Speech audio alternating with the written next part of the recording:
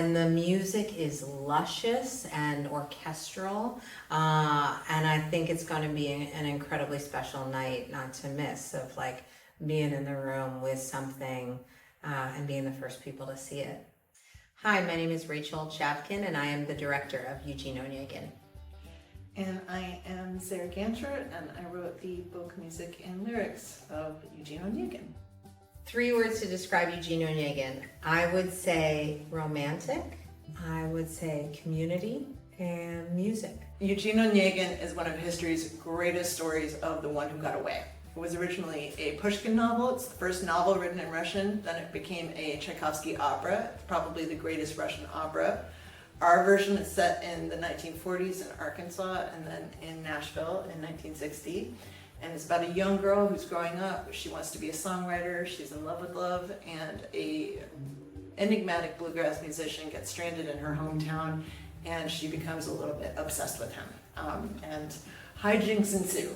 I think there's a lot that's incredibly exciting about this new adaptation of it. Sarah is bringing to this old story this incredibly modern sensibility of the depth of, in particular, a young woman's and then a middle-aged woman's capacity to love and to yearn. And I think that is undertold in this day and age. I think that what Sarah has been able to find in this old love story is to fuse it with a deep love of bluegrass music. And bluegrass music and music in general that is played in groups and played live and intimately as a space for yearning, for love, and more than anything for fellowship and for community. And so all of that are things that Sarah has brought to this old story.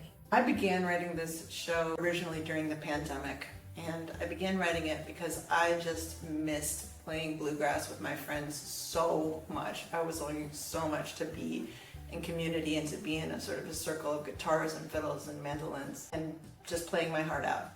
And with every passing year, I can feel that this feeling of community and of aliveness and of being together in a space feels more and more special and more scarce. And I think that's one reason that people have been really responding to this work.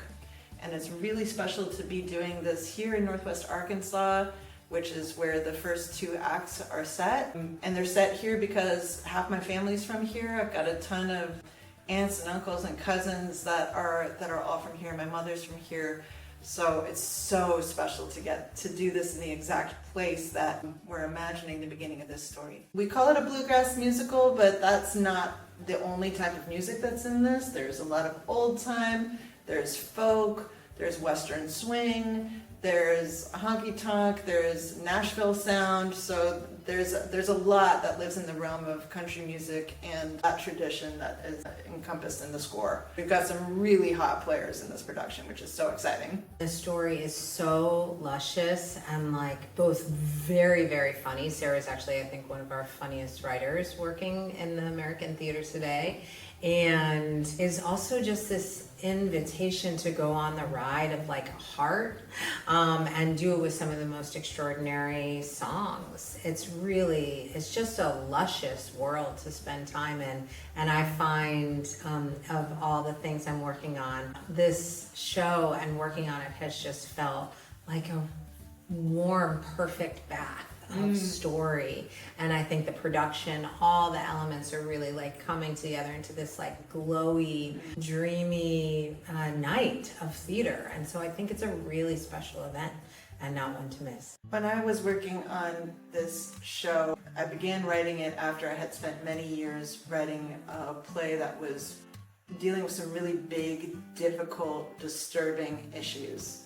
And I really needed something to try to make myself feel better. And I said, I'm going to try to write a play that's going to make the audience feel so good they're not going to want to leave the theater. So I think that Rachel's really making it happen. So I'm hoping people will feel the same way when they come. I feel it. I think audiences will walk away from the show teary-eyed. We did a workshop of it earlier this year, and the whole audience was misty at the end. And there is something about where it lands. I don't think this is a spoiler, but the last song is called Home. And there's something about landing back at home and this idea both of growing up and both like becoming your fullest self and also still maintaining a truthful tie to home and music as a home and music together as a home. And I think that is like a big heart enlarging experience that audiences are going to take away from this.